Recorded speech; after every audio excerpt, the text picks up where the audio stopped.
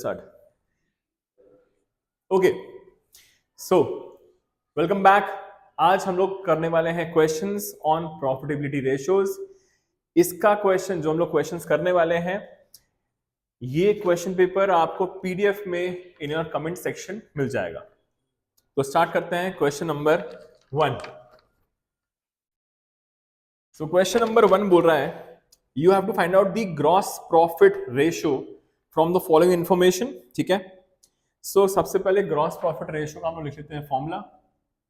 So gross profit ratio निकालने का जो फॉर्मूला होता है वो होता है gross profit upon revenue from operations multiplied by 100।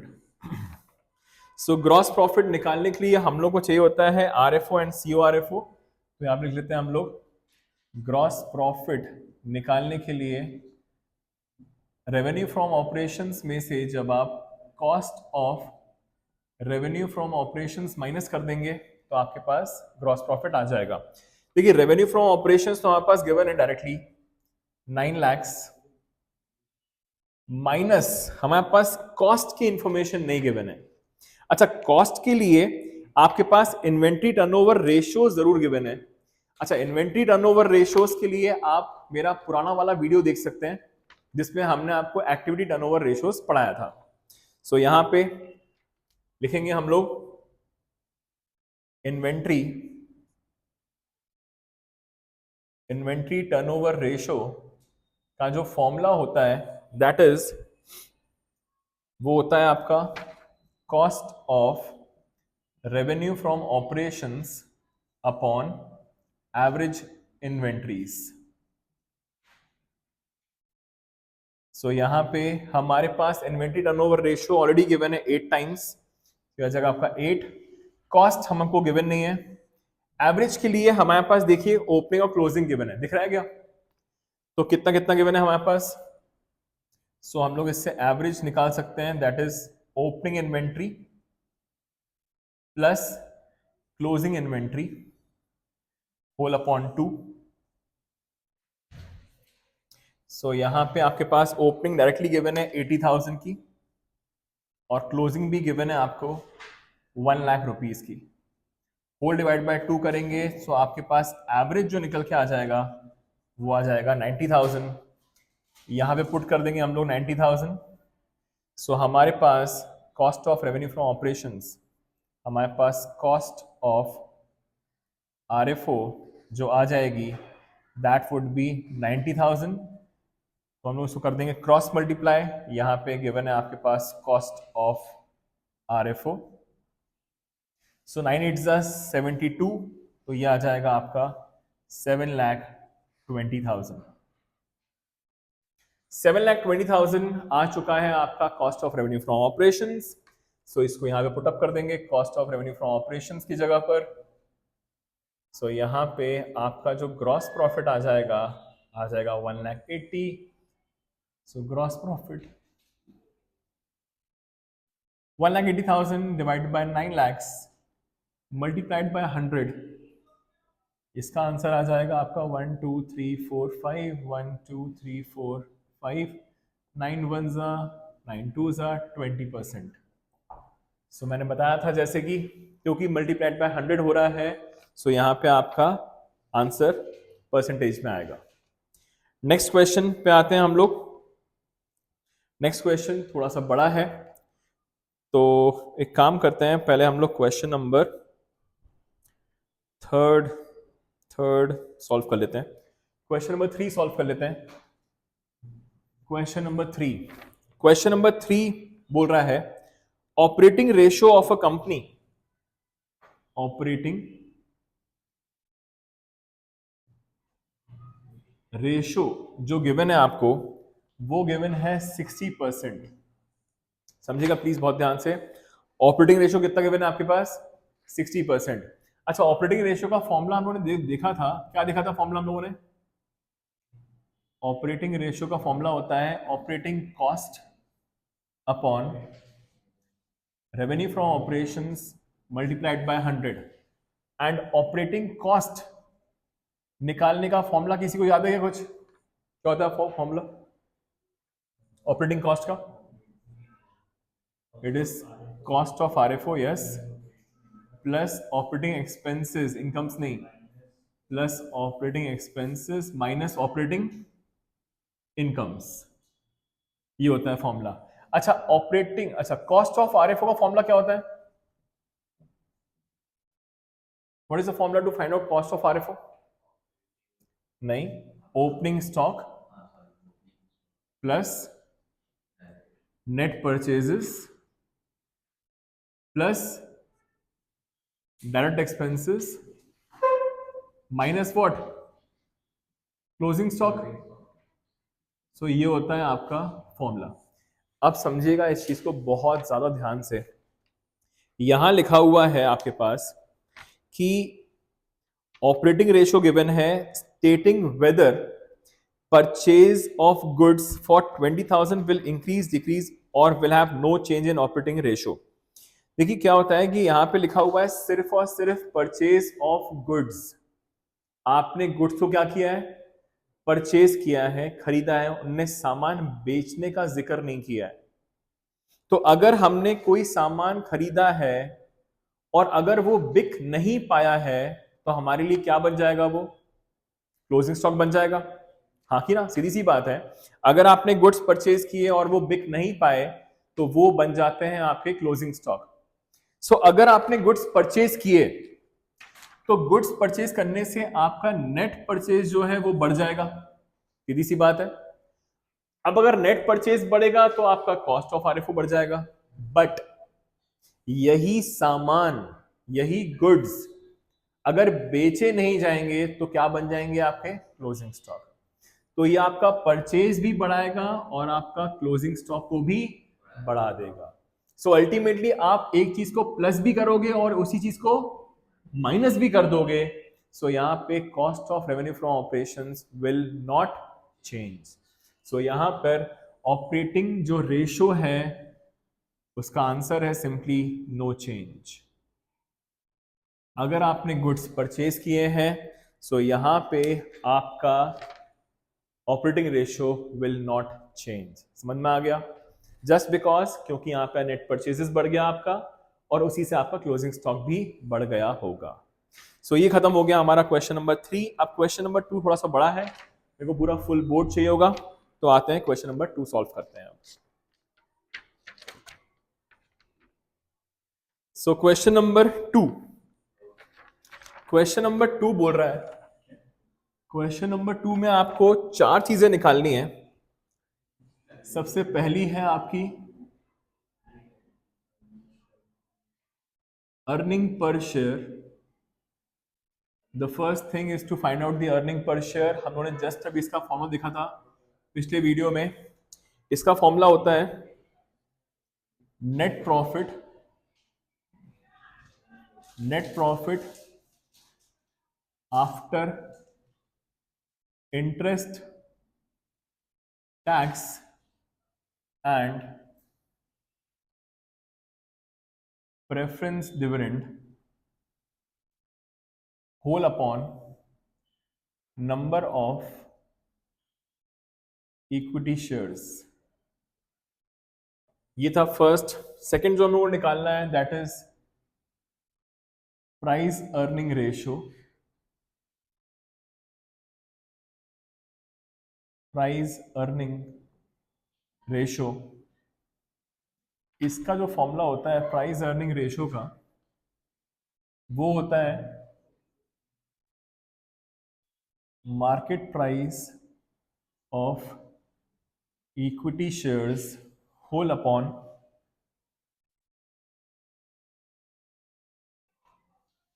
Earning per share. Number third is return on investment, return on investment.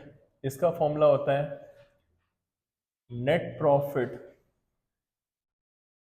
Before interest and tax upon capital employed into 100।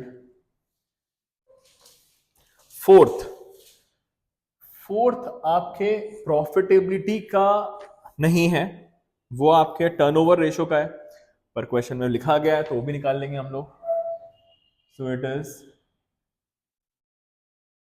Working capital turnover ratio का formula हम लोग पढ़ चुके हैं already. So it is net revenue from operations upon working capital. So सबसे पहले मैंने ये सब के सब फॉर्मुलेस लिख लिए हैं। अब हम लोग स्टार्ट करेंगे इसको सॉल्व करना। तो यहां पे सबसे पहले हमारे पास net profit after interest and tax given है। देखेंगे प्लीज बहुत ध्यान से, आपके पास नेट प्रॉफिट गिवन है आफ्टर इंटरेस्ट एंड टैक्स। आपको निकालना है net profit after interest tax and preference dividend. So net profit after interest tax and preference dividend निकालने के लिए net profit after interest and tax में से माइनस करना होगा आपको preference dividend. So net profit after interest and tax given है आपके पास 2,70,000, ये गिवन है 2,70,000 माइनस प्रेफरेंस डिविडेंड निकालने के लिए आपके पास क्वेश्चन में देखिए प्रेफरेंस शेयर्स गिवन है, दिख रहा है क्या? प्रेफरेंस शेयर्स गिवन है आपके पास, प्रेफरेंस शेयर कैपिटल है 1 लाख, तो 1 लाख का 15%, क्योंकि वो 15% है तो आपने 15% का डिविडेंड पे किया होगा। So preference dividend will be 15,000। So ये आपका आ जाएगा 2,55,000। ये आ गया आपका numerator, that is 2,55,000 divide by number of equity shares. तो क्वेश्चन में बहुत ध्यान से देखिए, यहां लिखा हुआ है equity share capital as a whole 5 lakh rupees given है, रुपीज का साइन बना हुआ है वहां पे, और द face value is ₹10। So number of equity shares निकालने के लिए जितना आपका इक्विटी शेयर कैपिटल होता है डिवाइड बाय फेस वैल्यू अगर आप कर देंगे, डिवाइड बाय फेस वैल्यू कर देंगे अगर आप, you will get number of equity shares, तो ये हो जाएगा 5 lakhs डिवाइड बाय 10, तो दिस विल गिव यू 50,000। तो 50,000 शेयर्स हैं, तो यहाँ पे आ गया 50,000 शेयर्स। सो ये आपका अर्निंग पर शेयर रुपीस के फॉर्म में निकलता है, कोई परसेंटेज कुछ रेशो नहीं होता, रुपीस में आता है वो। सो दिस विल 1 2 3 1 2 3, तो 55, तो ये हो जाएगा आपका 5.1 आ जाएगा। So 5.1 rupees is your earning per share. So it was 255 divided by 50. So ये आ गया आपका 5.1। अब नेक्स्ट निकालना है आपको price earning ratio, market price of equity share. सबसे लास्ट में क्वेश्चन में लिखा हुआ है 40 रुपीज। सो आपके पास ये गिवन है 40 divide by earning per share, just अभी निकाला हम लोगों ने, दैट इज ₹5.1। सो इसको आप डिवाइड करेंगे तो कितना आंसर आएगा, चेक करिए प्लीज। सो यहां पे आ जाएगा आपका 7 कितना आएगा, 7.8 आ जाएगा। सो ये आ गया आपका price earning ratio, that is 7.8। Okay, तो ये हो गया आपका question, that is second part complete. Third part पे आते हैं। यहाँ पे हम लोग को रिटर्न ऑन इन्वेस्टमेंट के लिए net profit before interest and tax चाहिए। हमारे पास net profit after interest and tax given है, आपको बिफोर इंटरेस्ट एंड टैक्स चाहिए। सो यहाँ पे करने के लिए हमको निकालना होगा, सबसे पहले हम लोग निकालेंगे नेट प्रॉफिट बिफोर टैक्स। सबसे पहले हम लोग निकालेंगे नेट प्रॉफिट बिफोर टैक्स। निकालने का फॉर्मूला होता है net profit after tax plus tax. So net profit after interest and tax यहाँ पे आपको ऑलरेडी गिवन था 2,70,000।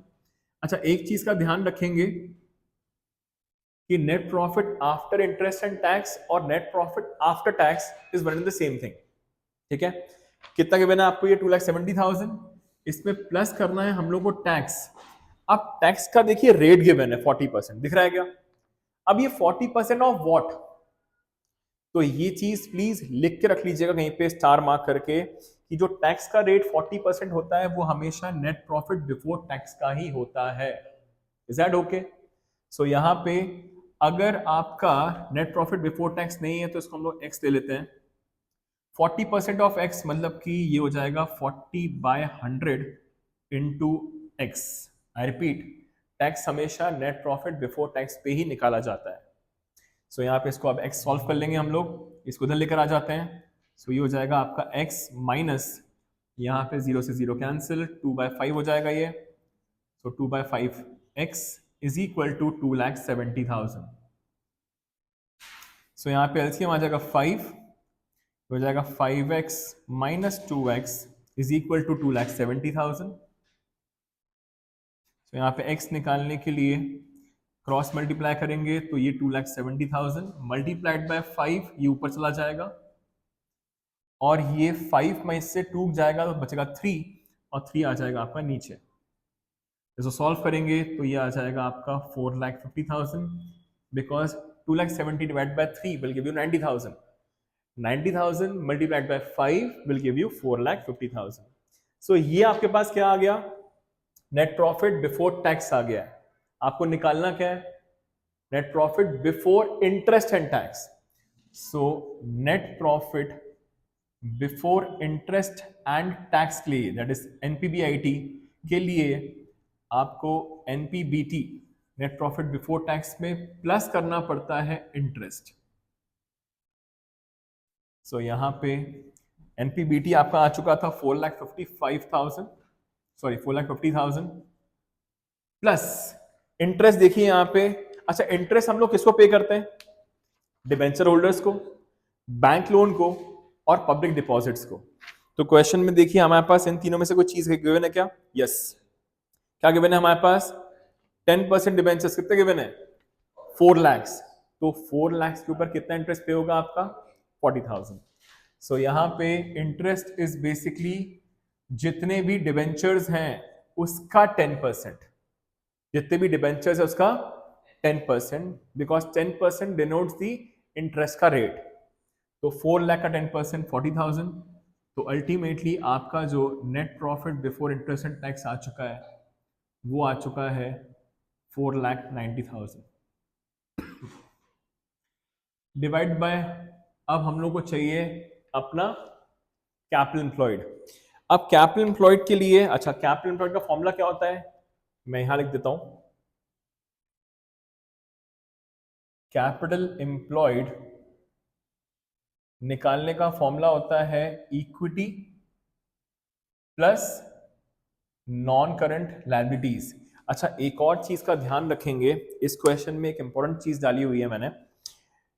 देखिए क्या होता है, फॉर्मूला तो यही होता है, formula is equity plus NCL, पर इसमें आप देखिए एक आइटम दिख रहा है जिसका नाम है नॉन करंट इन्वेस्टमेंट, दिख रहा है क्या? ब्रैकेट में लिखा हुआ है नॉन ट्रेड। जो भी आपके नॉन ट्रेड इन्वेस्टमेंट्स होते हैं उसको आपको अपने कैपिटल एम्प्लॉयड से माइनस करना होता है। इस चीज का बहुत ज्यादा ध्यान रखेंगे। देखिए नॉर्मल फॉर्मूला हम लोग बहुत बार पढ़ चुके हैं, होता है equity plus non current liabilities. ये तो होता ही है, यही होता है इनफैक्ट। बट अगर आपके क्वेश्चन में आपको नॉन ट्रेड इन्वेस्टमेंट्स दिख जाते हैं तो वो आपका माइनस हो जाएगा। ओके, तो इक्विटी हम लोग ऑलरेडी देख चुके हैं। इक्विटी के अंदर आपके 3 आइटम्स आएंगे इस क्वेश्चन के हिसाब से। सबसे पहला आता है आपके पास शेयर कैपिटल और रिजर्व्स एंड सरप्लस। तो यहाँ पे शेयर कैपिटल में आपके पास इक्विटी शेयर कैपिटल गिवन है 5 lakh, equity share capital 5 lakh है, प्रेफरेंस शेयर कैपिटल 1 लाख है, प्लस एक और आइटम प्लस होगा इसमें reserves and surplus, that is 2 lakh. Reserves and surplus 2 lakhs। ये हो गया आपका, ये जो पार्ट है आपका, ये हो गया आपका अकेला इक्विटी। इक्विटी क्या हो गया आपका? ये सिर्फ इक्विटी। इसमें प्लस करेंगे हम लोग नॉन करंट लायबिलिटीज, जो कि हमारे पास सिर्फ और सिर्फ डिबेंचर्स गिवन है। तो ये आ गया आपका डिबेंचर्स। इसमें से माइनस कर देंगे नॉन ट्रेड इन्वेस्टमेंट्स, जो कि गिवन है 1 लाख। ये गिवन है आपके पास 1 lakh. So this will give you 5 + 1 6 + 2 8 8 + 4 12 - 1 11 lakhs। So 11 lakhs आपका कैपिटल एम्प्लॉयड आ चुका है। तो निकालिए प्लीज आंसर, कितना आ रहा है? 4,90,000 डिवाइड बाय 11 lakhs into 100 कितना आ रहा है? 40.45। तो ये आ जाएगा 44.45%। सो ये हो गया आपका थर्ड वाला पार्ट भी सॉल्व। लास्ट आते हैं working capital turnover ratio. Working capital turnover ratio भले ही इसका पार्ट नहीं है, बट अपन देख लेते हैं यहाँ पे कैसे सॉल्व करना है। अति इंपॉर्टेंट है वाला क्वेश्चन। सो यहाँ पे नेट आरएफओ, देखिए नेट आरएफओ क्वेश्चन में आपके पास डायरेक्टली गिवन है, जो कि है 10 lakhs। सबको दिख रहा है क्या? 10 lakhs अपॉन वर्किंग कैपिटल का फॉर्मूला हम लोग पढ़ चुके हैं ऑलरेडी। क्या होता है formula? Current assets minus current liabilities. अब यहां पे चीजें थोड़ी सी इंपॉर्टेंट है। वर्किंग कैपिटल निकालना ही बहुत बड़ा अपने आप में टास्क है। ये देखते हैं कैसे निकलेगा। तो यहाँ पे मैं बना रहा हूं एक छोटी सी बैलेंस शीट। देखिए बैलेंस शीट आप अगर आपको याद हो जाती है तो सबसे ज्यादा इजी हो जाएंगे आपके क्वेश्चन सॉल्व करना। तो यहाँ पे सबसे पहला जो आइटम आता है आपका, वो आता है इक्विटी, फिर आता है आपके पास नॉन करंट लायबिलिटीज, फिर आता है करंट लायबिलिटीज, यहाँ पे आते हैं नॉन करंट एसेट्स, फिर आते हैं करंट एसेट्स, और ये हो जाता है आपका टैली। इतना हम लोग बहुत बार देख चुके हैं, ठीक है। सो इक्विटी के लिए आपके पास इक्विटी शेयर कैपिटल है 5 lakhs। तो यहाँ पे लिख देता हूं मैं, आपके पास है 5 lakhs। 5 lakhs के अलावा प्रेफरेंस शेयर कैपिटल है 1 लाख। प्रेफरेंस शेयर कैपिटल है 1 लाख। और आपके पास रिजर्व एंड सरप्लस है 2 lakhs। तो रिजर्व एंड सरप्लस है 2 lakhs। तो इन सबको ऐड करने पर आपके पास आ जाएगा equity, that will give you how much? 8 lakhs। सो आपका अकेला इक्विटी जो गिवन है that is 8 lakhs। Apart from that debentures is a part of your non current liabilities. ये गिवन है आपको डायरेक्टली 4 lakhs। आपके पास करंट लायबिलिटीज नहीं गिवन है, कोई बात नहीं। अब आते हैं, अच्छा क्वेश्चन में देखिए आपके पास नेट फिक्स एसेट्स गिवन है। क्या गिवन है आपके पास? Net fix assets. Net fix assets is the part of non current assets. तो यहां पे आपके पास नेट फिक्स एसेट्स गिवन है 10 lakhs के। मैंने आपको बताया हुआ है नॉन करंट एसेट्स के अंदर फिक्स एसेट्स तो आते ही आते हैं, that is property plant and equipment तो आते ही आता है। Apart from that non current investments भी आते हैं, भले ही वो नॉन ट्रेड है, पर it is a part of your balance sheet.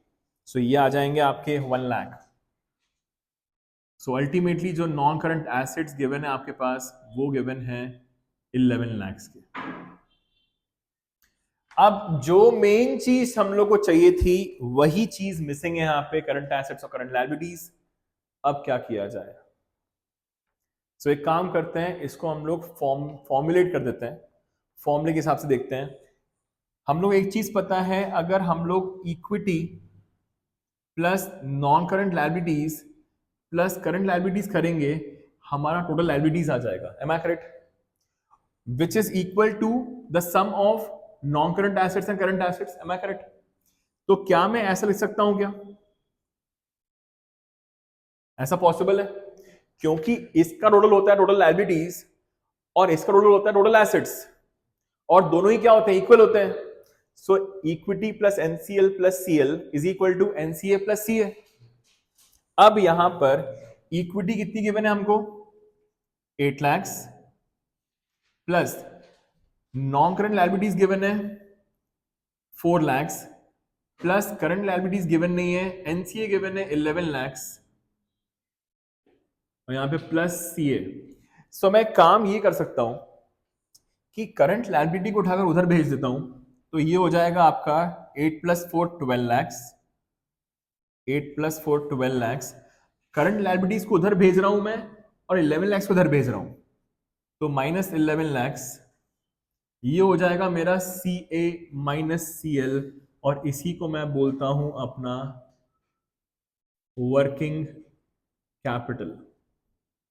देखिए कहां से घुमा फिरा के आंसर आ रहा है आपका। सो 12 लैक्स - 11 लैक्स कितना हो जाएगा आपका? 1 लाख। सो ये आ गया मेरा at the end working capital. So working capital मैं यहाँ पे पुटअप कर दूंगा। सो अगेन मैं बोल रहा हूं आपको बस बैलेंस शीट पता होनी चाहिए, आपके कोई भी आंसर्स आ सकते हैं। तो this was the biggest question, question number 2। सो ये हो गया हम लोगों का क्वेश्चन नंबर 2 भी सॉल्व। तो 1, 2 और 3 हो चुके हैं। अब आते हैं क्वेश्चन नंबर 4 पे। ओके, सो अब आते हैं हम लोग क्वेश्चन नंबर 4 पे। सो क्वेश्चन नंबर 4 बोल रहा है आपको, क्वेश्चन नंबर 4 में आपको 4 रेशोज निकालने हैं। The first one is the gross profit ratio, second is net profit ratio, third is operating profit ratio, and the fourth is operating ratio. ठीक है, सो सबसे पहले हमारा जो काम होता है, सब फॉर्मूलेस लिखना होता है हम लोग को। तो पहला formula is gross profit ratio का, इसका फॉर्मूला होता है gross profit upon revenue from operation multiplied by 100। Next आता है second, that is your net profit ratio. Second है आपका नेट प्रॉफिट रेशो, इसका फॉर्मूला होता है net profit upon RFO into 100। Third आता है आपका, तो इस क्वेश्चन में एक तरीके से सभी रेशोज निकल रहे हैं आपके। ऑपरेटिंग प्रॉफिट रेशो, इसका फॉर्मूला होता है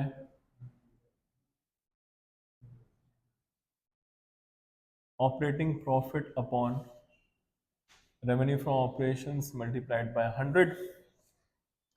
the fourth is your operating ratio, जिसका फॉर्मूला है operating cost upon RFO multiplied by 100। So start करते हैं। सो सबसे पहले हमको निकालना होता है ग्रॉस प्रॉफिट। देखिए ग्रॉस प्रॉफिट निकालने का फॉर्मूला हम लोग ऑलरेडी पढ़ चुके हैं। रेवेन्यू फ्रॉम ऑपरेशंस में से जब आप cost of revenue from operations minus कर देते हैं, तो आपके पास जीपी आ जाता है। क्वेश्चन में आपके पास साफ साफ रेवेन्यू फ्रॉम ऑपरेशन सबसे टॉप पे गिवन है, क्योंकि आपके पास income statement that is statement of profit and loss ही गिवन है। ठीक है, तो यहाँ पे आपके पास रेवेन्यू फ्रॉम ऑपरेशंस गिवन है, तो ये हो जाएगा आपका सब में अपॉन में 5 लाख तो आ ही जाएगा, सब में कॉमन है ये। सो यहाँ पे 5 लाख आपको गिवन है, that is common for all the ratios.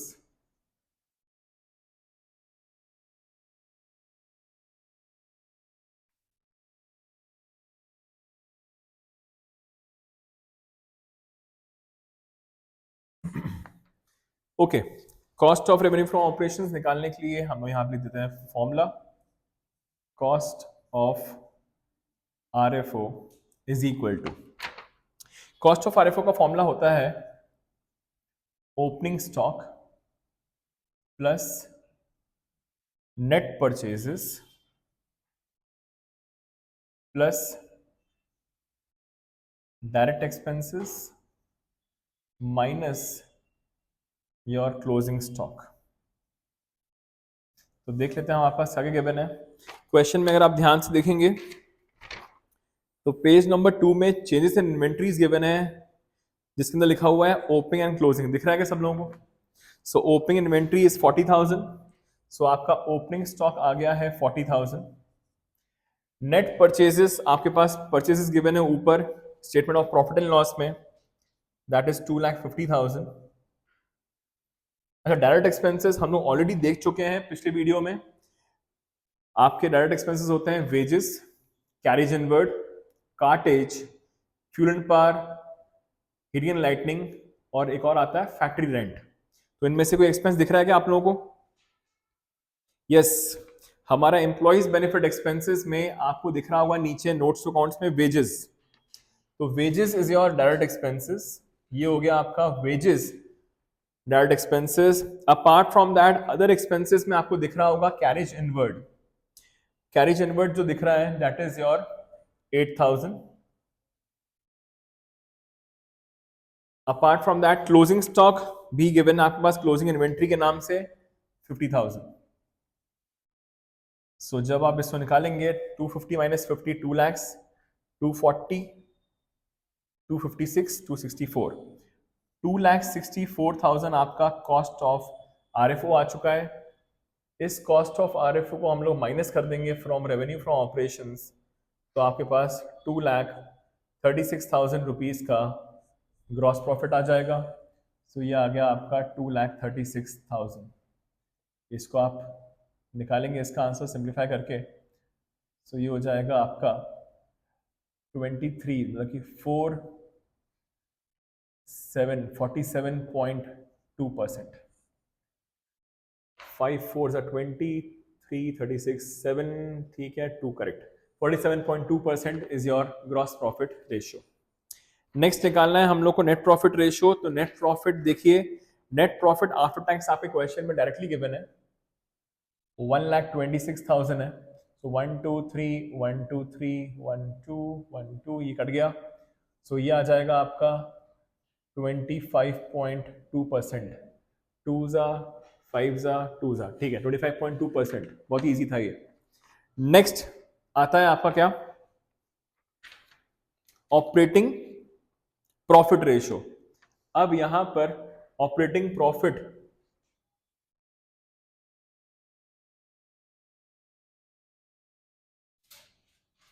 Profit निकालने का जो फॉर्मूला होता था आपका, that is gross profit plus operating incomes minus your operating expenses. So यहां पे ग्रॉस प्रॉफिट हमारा आ चुका था 2,36,000 plus operating income. Operating income is basically जो इनकम आपको डिराइव होती है फाइनेंसिंग और इन्वेस्टिंग के अलावा। पर यहाँ पे इनकम्स में अगर आप देखेंगे आपके पास सिर्फ और सिर्फ अदर इनकम्स में रेंट रिसीव्ड है, और rent received is a part of investing activity.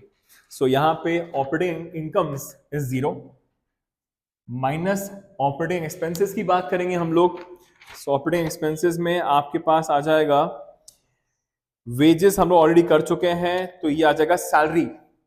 Salary is your operating nature की एक्सपेंस। तो सैलरीज का टोटल है आपके पास 10,000 माइनस अदर एक्सपेंसेस में आपके पास कैरेज इनवर्ड ऑलरेडी आ चुका हो, cost of revenue from operation, जिसमें से आपका ग्रॉस प्रॉफिट आ चुका था। तो loss on sale of furniture is your non operating. यहाँ पे परचेज आ चुका है ऑलरेडी, ये हो गया, ये हो गया। Depreciation is your operating expense, तो दिस इज योर 14,000। इसके अलावा फाइनेंस कॉस्ट आपका नॉन ऑपरेटिंग होता है, फाइनेंसिंग एक्टिविटी का होता है। अदर एक्सपेंसेस हमने देख लिया, loss on sale of furniture is a part of investing activity. So यहाँ पे सिर्फ 2 ही हैं आपके ऑपरेटिंग एक्सपेंसेस। तो 236 में से 24,000 माइनस करना है आपको, ये आ जाएगा आपका 2,12,000। 24 2 तो 1 4 तो 2 212। सो ये आपका ऑपरेटिंग प्रॉफिट आ गया है 2,12,000। तो ये हो जाएगा 1 2 3 4 5 1 2 3 4 एंड 5। तो ये हो जाएगा 5 4 ज़ा 24, 5 2 ज़ा 10 और 42.4%। 24 फिर 12 तो 2 ज़ा 20, 42.4%। नेक्स्ट बात आती है ऑपरेटिंग रेशियो की। सो यहाँ पे ऑपरेटिंग रेशियो का फॉर्मूला होता है, ऑपरेटिंग कॉस्ट निकालनी पड़ती है हम लोग को इसके लिए। सो ऑपरेटिंग कॉस्ट निकालने का जो फॉर्मूला पढ़ चुके हैं हम लोग, that is cost of revenue from operations plus operating expenses minus operating income. So cost of revenue from operations हम लोगों ने निकाली थी, वहां पे 2,64,000 आ गया था हमारा। इसमें प्लस करेंगे ऑपरेटिंग एक्सपेंसेस, ऑपरेटिंग इनकम तो हमारे पास 0 है, एक्सपेंसेस हमारे पास 2 थे 10 और 14, दैट इज 24,000, और ऑपरेटिंग इनकम इज 0। कितना आ जाएगा आपका ये? 2,88,000। सो 2,88,000, so 2,88,000 divided by 5 lakhs, so 1 2 3 1 2 3 1 2 and 1 2। सो यहाँ पे आ जाएगा आपका 5 5 5 25 38, तो बचा 7, फिर बचा 30, तो 0.6। सही है क्या? सो ये हो गया आपके क्वेश्चन कंप्लीट। ये आपका जो पूरे क्वेश्चंस थे, देयर वर 4 क्वेश्चंस, बड़े ही इंटरेस्टिंग क्वेश्चंस थे। तो ये कंप्लीट हो गया हम लोग का profitability ratios, and as a whole हमारा रेशियो चैप्टर भी यहाँ पे खत्म हो गया है।